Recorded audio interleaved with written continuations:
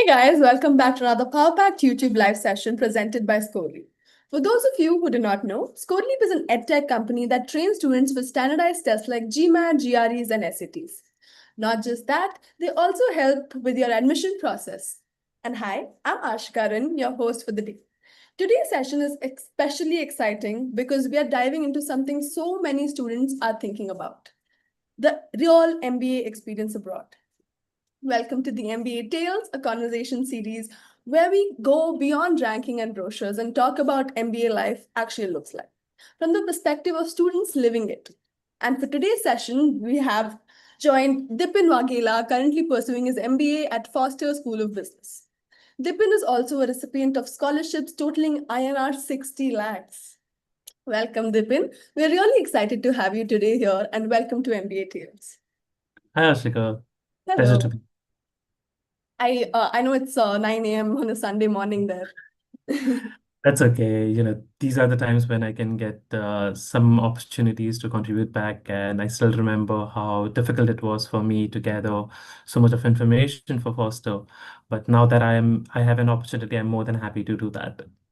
We're so excited to have you and of all our students to learn so much more from this webinar. So let's dive right in.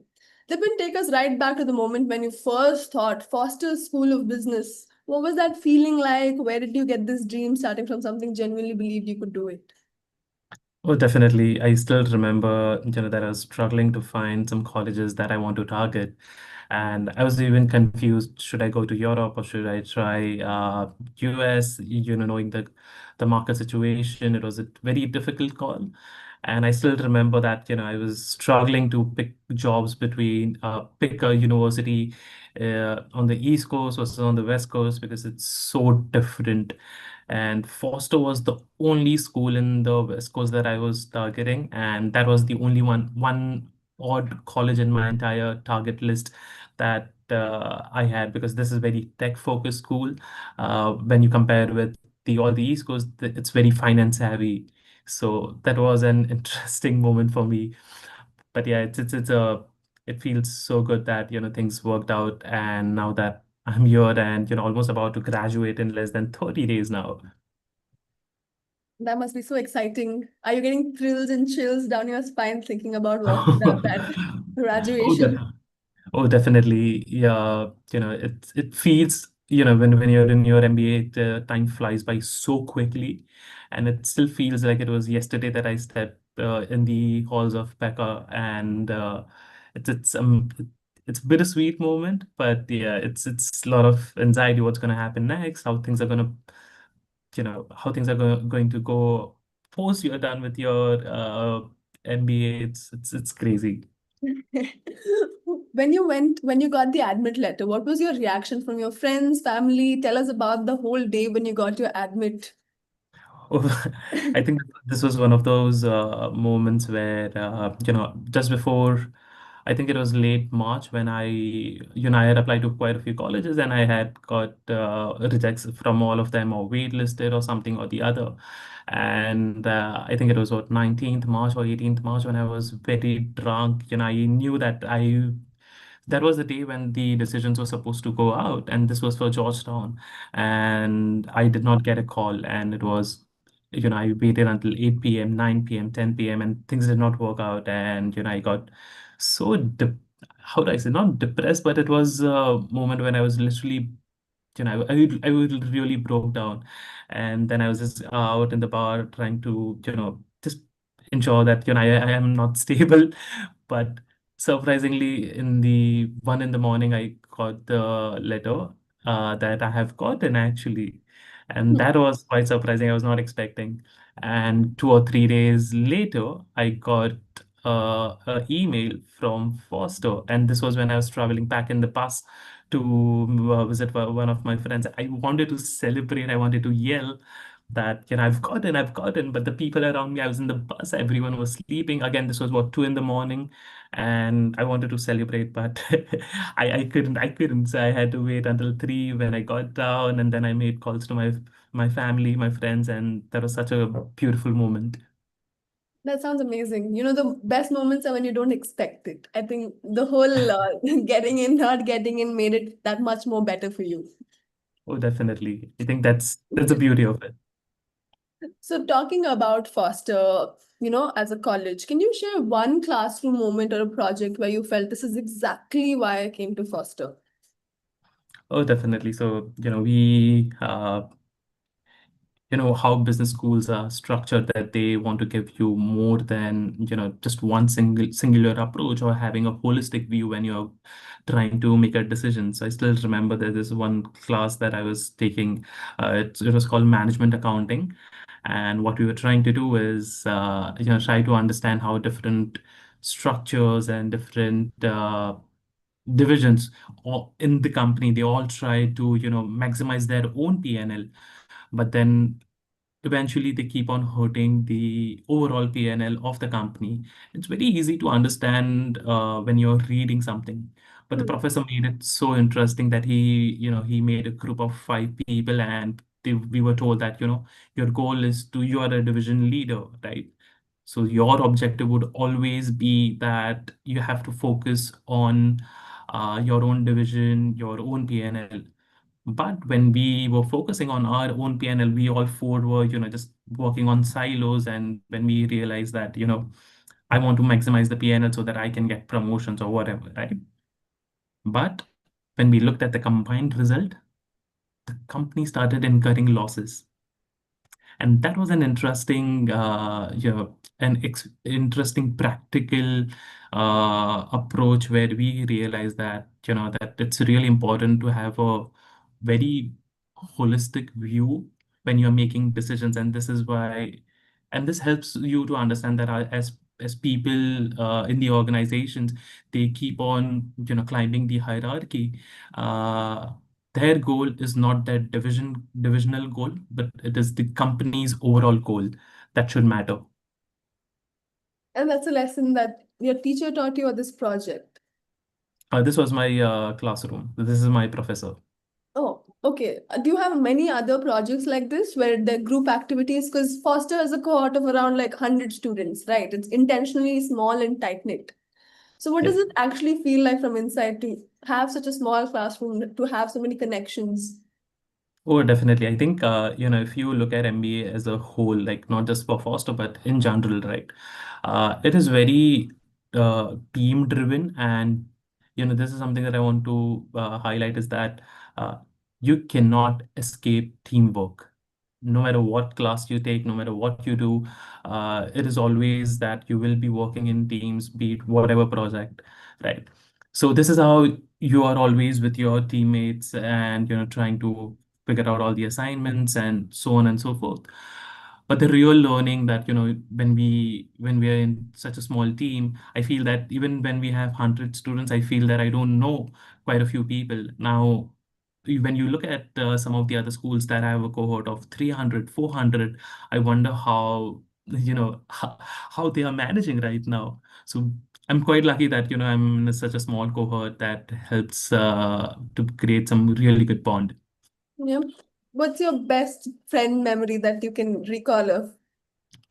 I think this was my first quarter, and, we were just trying to, I was just trying to settle in the MBA life, and my teammates were so diverse. One came from marketing, the other came from IT. One was a veteran. He flew, I think, called, I forgot, was it F-15s or something like that? And then there was another one who came from accounting background. It was such diverse experience for, that someone who just took a pause from his career and became a student, and then you try to meet them, you try to speak with them, and then it's a completely new perspective, new experience.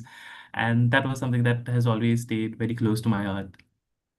I mean, talking to so many people from so many different ways of life, it must be so exciting.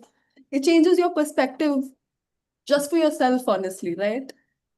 Oh, definitely. It changes the perspective, and the more perspective that you get from other people, it changes your own perspective, right? And this is something that I'm a huge believer of as well, that you are an average of five people around you. And these people are some of the smart people that I've interacted with, and they keep on contributing to your own learnings, to your own perspective. And more than just the business, the business classrooms or business case studies and classrooms and so on and so forth. They also teach you a way of life that opens up a new perspective as well. So it's not just the business or the academic life, but it's also a lot that affects your personal life as well in a good way. Is the circle that matters.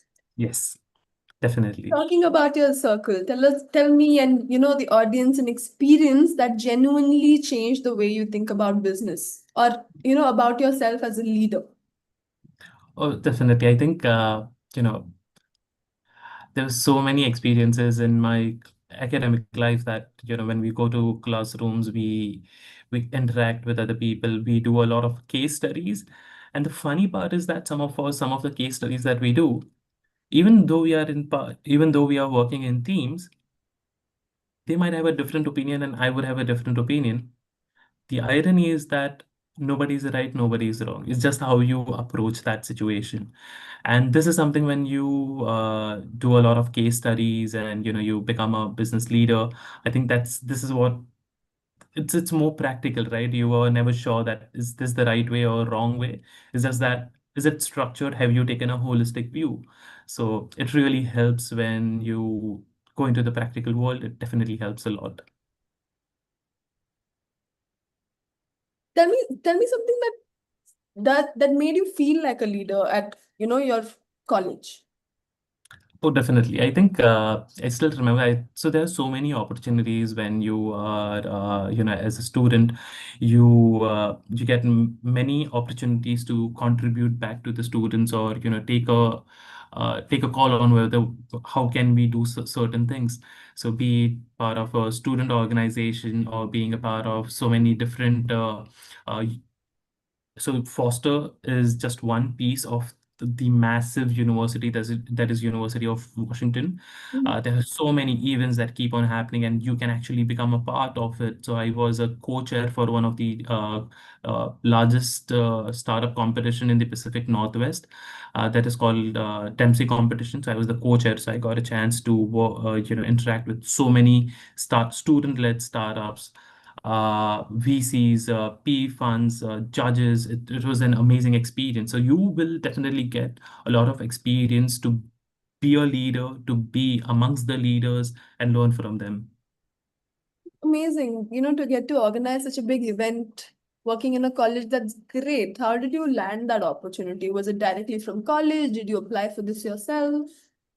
No, so some of these opportunities are provided by the university themselves. Of course, there are structured ways. You have to still interview. You still have to compete with other students. So yeah.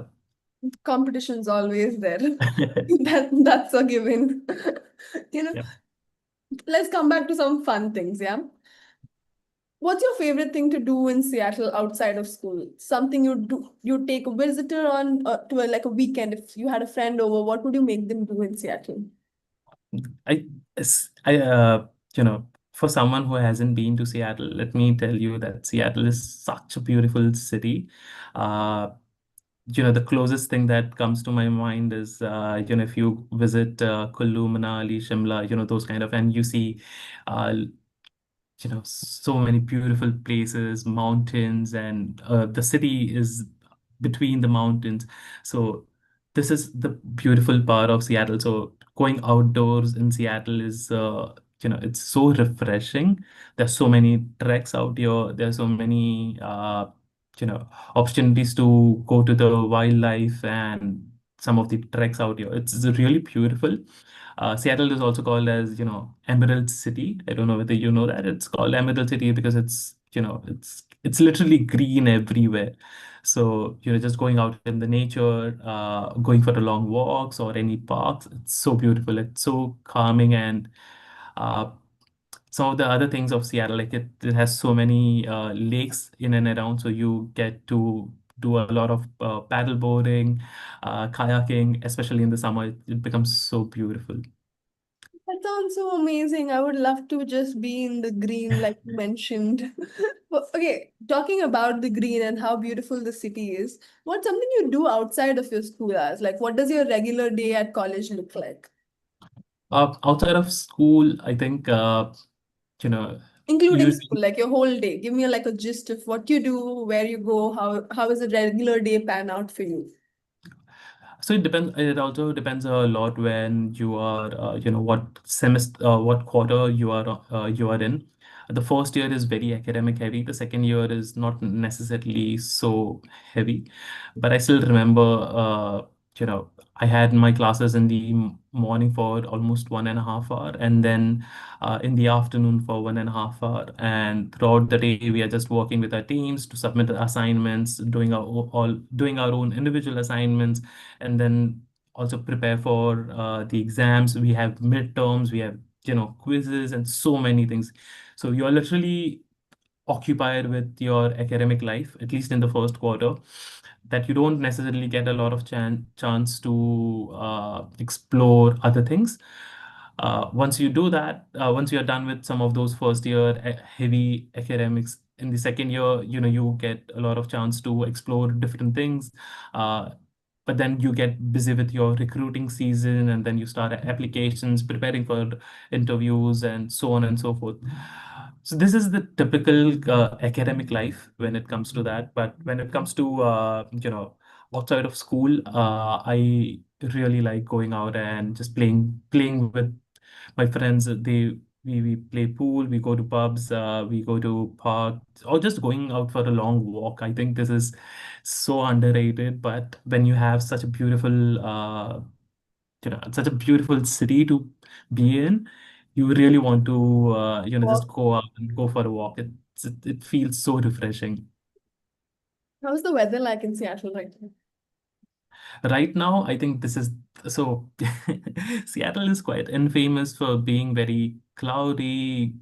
Yeah, it rains almost what 300 days in Seattle.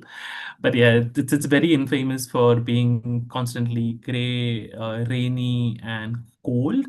Uh, but when it comes to springtime, which is right now, spring and summer makes up for the entire, depressing weather or whatever that weather is. I'm not a big fan of such cloudy weather, but yeah, people do like it. But I really love the spring out here and the summer. It's so beautiful. Uh, During these winters, I really feel that I don't want to be in Seattle. But when it comes to spring and summer, I feel I want to be in Seattle rather than any other city in US. And that is so beautiful. And if you don't know, in our university, we have something called as there's a a big ground where we have so many cherry blossoms, and it looks so pretty in the spring. That's so amazing. I mean, I'm sure it takes that much rain to create an emerald city. It must, right? Yes. Let's come back to more questions like foster places graduates at Amazon, Microsoft, top consulting firms, right? Your average starting salary is over like 150K. But Yep. beyond the numbers, what kind of leader do you want to be when you walk out of foster? What are your expectations from when you get out of the college? Where do you see yourself? I think at least in the last 2 years with the all the academic experiences, different perspectives. I think one thing that I've realized is that you can be people can be leader easily, but the leader who needs to take care of their other people. It's very hard to find some of those leaders. So you want to be empathetic, you want to have a holistic view of the business and people, and a leader who empowers other people to be their own version of their own leaders. So you want to create a support system that works for itself. That's very Definitely. actually. So asking you a more constructed questions, okay, this time. If you fast forward 5 years, where is Dipen Waghela and how did Foster get him there? That's an interesting question. So first year, if fast forward 5 years from now, I think the kind of leader that I would be a person who is taking a holistic view of everything, be it even a small decision, and trying to understand the consequences. And especially when you're taking any decisions or going about solving a problem, I think because of my academic experiences and perspective, I think there will be a lot more structured thought processes that go into solving some of these problems. So yeah, problem solving, structured problem solving, um, being an empathetic leader. I think that's not many people realize that. There's this one incident I would like to share that. Uh, there was this one quiz that we had where people had to highlight the qualities of the leaders that they want to be or the leaders that they would like to have. Everyone talked about empathy, which was something that coming from a different background, we don't necessarily look at some of these small aspects as as important, but these are something that people care the most. An empathetic leader makes you want to do better, I think. Definitely. Tell me more about what are these few qualities you would like to, pick on as a leader. Like you said, empathetic. I think empathetic is one. The second is approachable and having a vision. Mhm. Uh, I think it's very easy to have a vision, but then you have to also have to communicate that and be approachable so that people can trust you, people can work hard for you, and you have to show them, you have to lead by example sometimes. So it's really important to have a mixture of all these qualities. It's not just one quality is going to help you become, a good leader, but it's a mixture of so many other qualities: empathy, communication, vision, someone who can lead by example. There's so many others. That's amazing. I think you've, very well curated a leader that people will want to like put efforts for, right? That's great. Definitely. Talking about empathy, as an Indian student at Foster, how welcomed and included did you feel from day one? What does diversity look like inside your classroom? I think that's a very interesting question. I think Foster is one of those universities where the diversity is celebrated, and it is not just the you know the University of Washington, but it's the entire place of Seattle, and the state of Washington, right? Uh, People are very inclusive, and people want to hear about your experiences, where you come from, what kind of experience you bring. Uh, People would want to hear your stories, and you can be vulnerable as well to some of those people, that you can open up and share some of your stories. Uh, Thankfully, I haven't had any issues where I felt that I was left out or anything of that sort.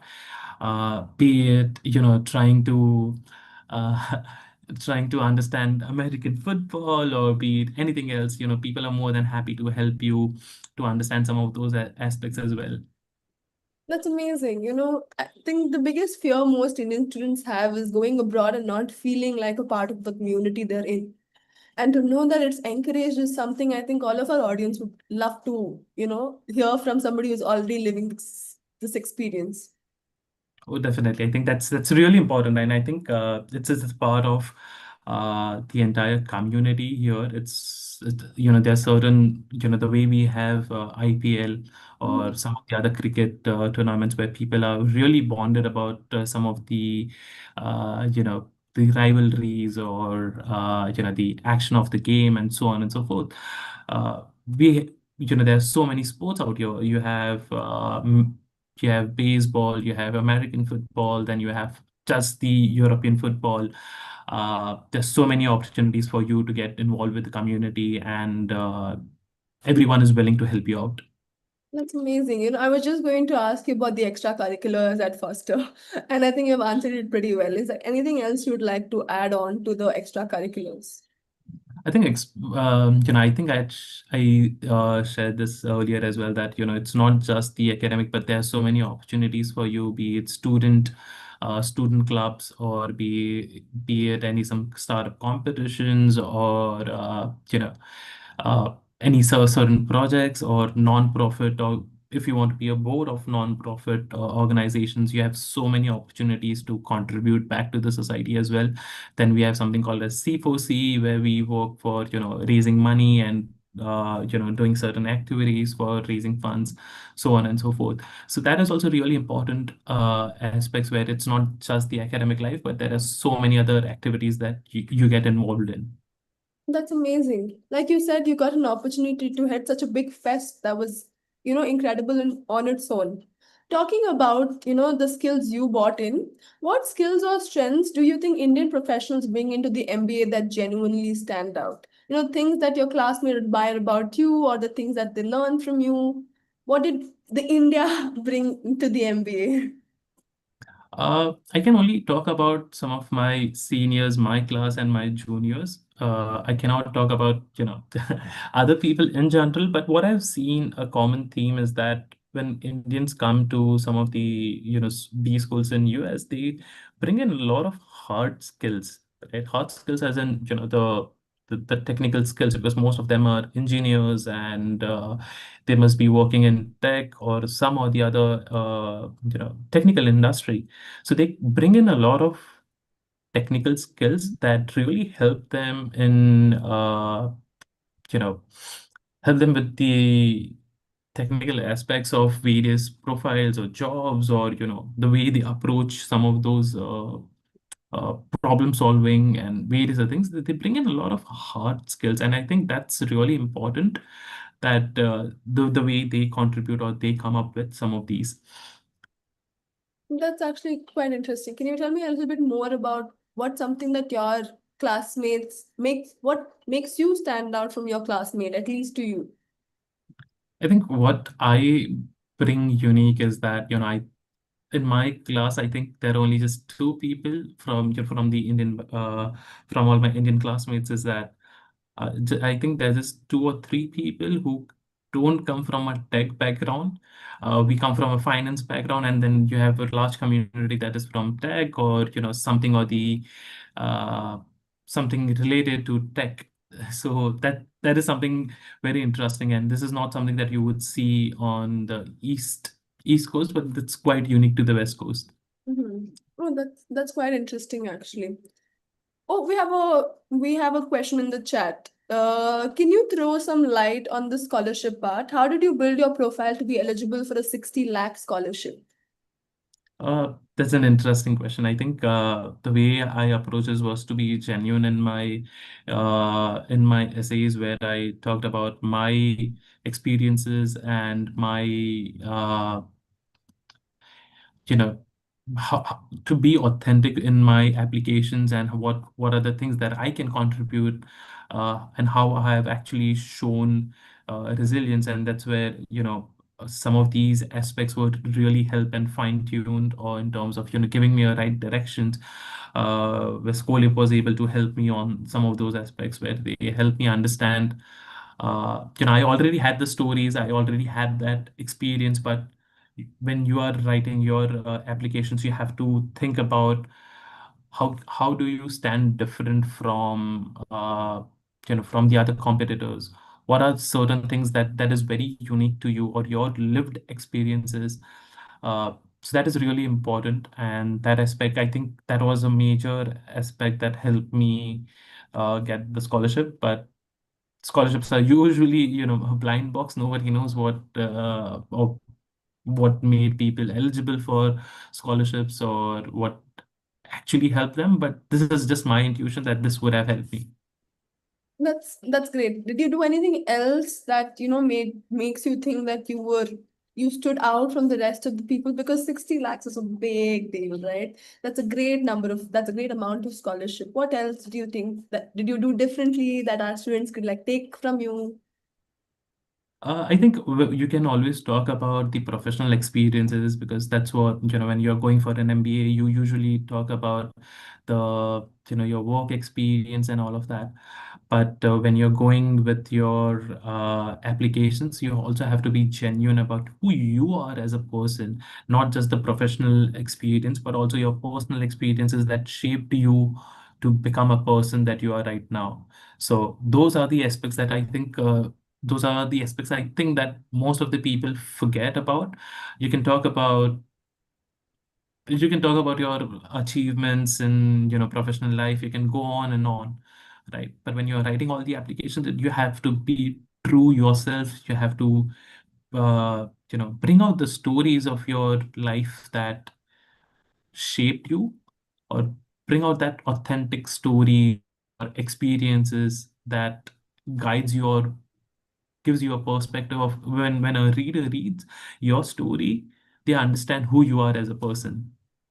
That's amazing. You know, I think a lot of people forget to be vulnerable in their application processes. They try to tell stories that people want to hear, not what they want to say.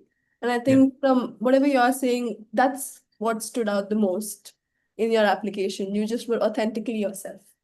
Yes. Something that we'd also like to talk about is if you had to describe the support system at Foster, from the school, the career center, mentors, alumni, what genuinely impressed you the most? What is this one thing about Foster that you will take forever? That's a tricky question, but I have been genuinely surprised by the sheer availability of all these services. It's very difficult to find to pick one aspect of the entire support system.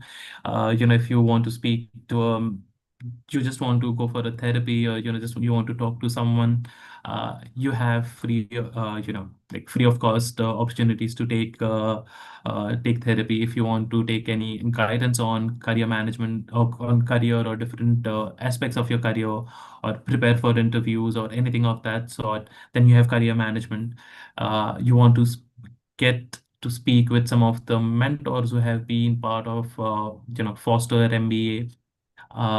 We have a program called mentor program, where you actually get tied up with one specific mentor, and you can ask them about that. And these are like very senior people, in their career, maybe 50 years, 60 years, kind of people, 50 or 60 years of age, kind of people who have lived this journey, and they're still working, they're still contributing to the economy.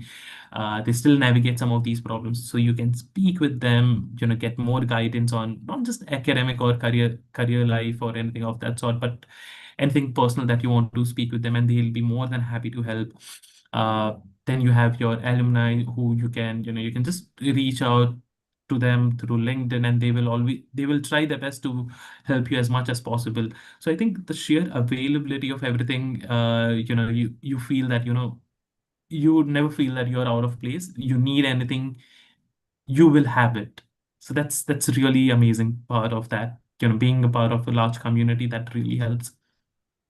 It's amazing. You know, you spoke about empathy, you spoke about people feeling included. Now you're telling me about all of these people that are just available to give you all they have. The mentorship program on its own, actually, it's very impressive because I could talk to anybody I find aspirational, Yeah, among the program, and that itself will give me the boost I want in my career. And that's an definitely. amazing journey to have at Foster. And I think our students are learning way too much from this webinar. So let me ask you, what's an advice you would like to give for anybody who's applying in the fall 2027? um One advice. Okay. um You can give multiple, go for it. no, definitely, I'm just trying to think about something that really helped me was, that I've already shared, that when you're doing your applications, be genuine and be authentic about yourself.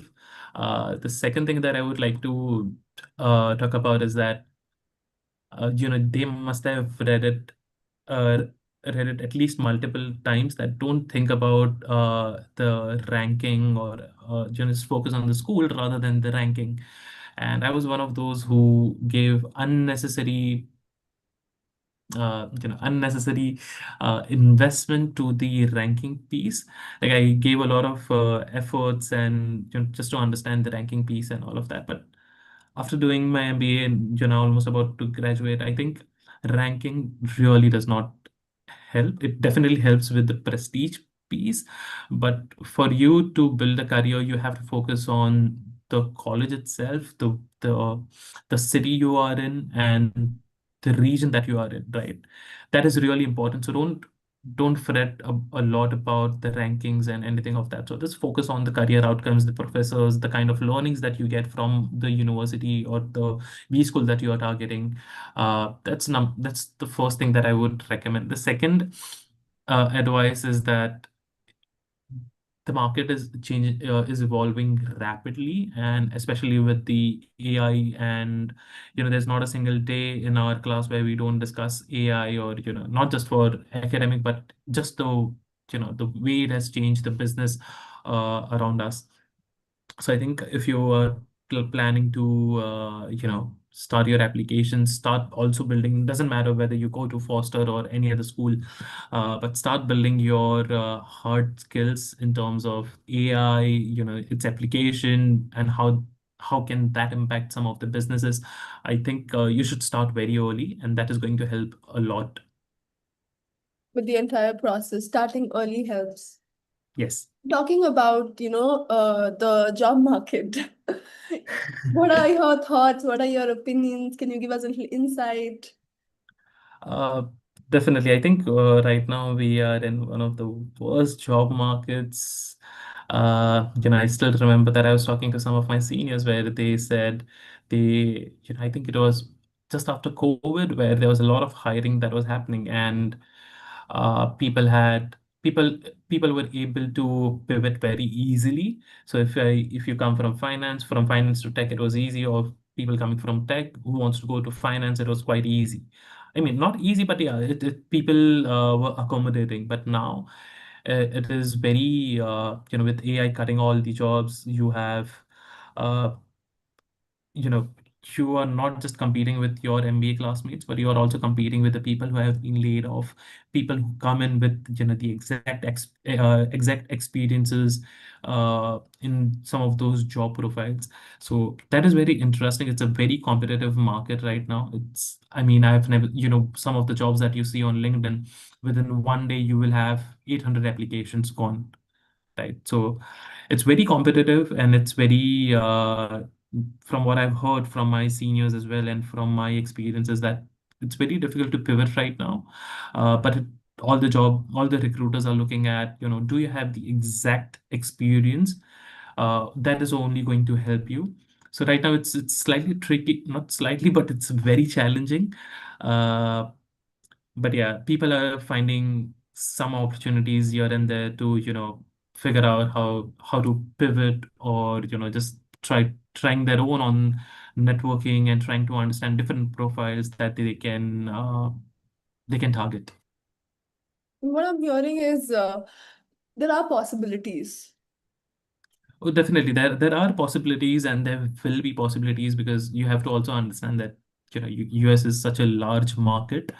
Uh, there's so many companies out there. Even a small company that you wouldn't even know or even heard of, might be, making millions and millions in revenues. So it's really important to start figuring out you have to cast your net wide. So start understanding some of those aspects. What are the ways you can go about it? So it is challenging. It's not it takes a toll on your mental health. It takes your toll on, on your physical health. It's not easy. And especially when you're coming from a different country, you have loans, you have so many other things. It is not easy. And you at times you will feel alone, but there are community out there that will help you. It's not just you, it's a shared experience, because it's not just you who's going to face it, it's going to be everyone. So you will be in this together. So there'll be a lot of support system. But yes, it is going to be challenging. It's not going to be very easy. Let's circle back to better moments. Would you change anything about your experience at Foster? Would you have done anything differently at your time? Is there Uh, anything you could, relook at? um, Definitely. I think one thing that I would do differently is be more involved, uh, right, and take more new experiences. So I think there was quite a few, like I did try my best to explore as much as possible. I took one elective that was an elective called TED Talk. in a business school, I took an elective that was TED Talk. So, some of those aspects of, taking more creative or, non-business electives. Those are something that I would have loved to take, but I would have loved to be a part of. But unfortunately, I was too focused on the recruiting and various other aspects of the call, of the recruiting life that, I think I compromised a lot on my experiences. So I think I would take a lot more liberty to, try something new rather than something that I was comfortable with. You're segueing into my next question very rightly. The most unexpected thing that MBA has taught you that has nothing to do with business. Um, that's an interesting question. I think one thing that I've definitely learned from my MBA experience, and maybe it could be because of the economy that we are in, or in general, is that to be agile, right? It's very important that how the job market has been changing and how things are developing rapidly in terms of the way you approach, is AI a boon or a bane? There's always this questions for so many industries. So I think coming from that kind of, we continuously discuss all these aspects in our classrooms. And at least one thing that I've realized is that you have to be very agile and very, uh, very, what's that word that I'm trying to find? Like you should be on the other, you should be able to absorb all these news, the implications of that, and how does that affect you, and how can you stay relevant, top of the news, and you are able to, you know take any unexpected issues and turn it into an opportunity for you. So that's something that I've learned a lot from my B school experience. That's amazing. Being agile is not just a skill that you just need in life, it's also a way of living, I think. It gives you Definitely, a and it way, it helps. gives you way more leg room to experiment, look out for like new ways to like live in general, right? Oh, definitely, that's something that has been very close to my heart, and uh, I knew what being agile meant before my MBA, but I've now that I've lived that for 2 years, I think I have actually experienced and I've changed my approach in terms of what agile means and how you can actually practice some of those. That's amazing. So let me ask you this one last question. Yeah, for someone who hasn't heard of Foster before, how would you describe it to people? That's very interesting. Um, so when I talk about Foster, I would like to highlight that, just don't think about Foster with just Foster as one B school. Think about it as an entire ecosystem in University of Washington. We proudly call, we use a term called UW, which is a short form of UW.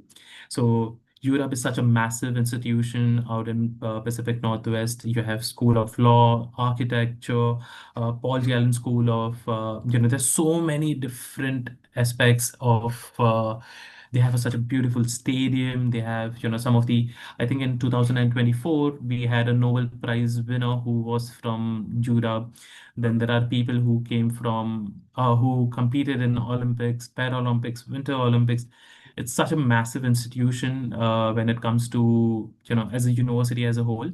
It would take you at least 45 to 1 hour just to take the entire, to cover the entire campus of University of Washington. So Foster is also a part of University of Washington, and it is a small part, but it's a very important part where for people who wants to pivot into, or people who are interested in finance or business, and the career management, the community out here, it's always encouraging and always helpful. You have your own support system out here. That's amazing. Listening to somebody, listening about Foster from somebody who's been there just gives more perspective into the college as a whole. And that's a nice perspective to have because we read up on Foster, it seems big, right? But to hear that it's big just makes us also reassuring, right? Definitely. So, with that, we come to an end of this session. And it's been great talking to you, Dipen, because you've given us so much information about not just Foster, but you've also given us information about how was your process, how did you land that 60 lakh, what to do with your application processes, how to get better, and what to do and what not to do at Foster, right? So thank you so much. And for any other queries, is it okay for our students to reach out to you? Is there any? Definitely. Definitely. Okay. Thank you so much. I hope you have a great rest of your day. It's just 9 a.m. I hope you have the best day today. And yeah, thank you so much. It was great talking to you. Perfect. Thank you. Thank you so much.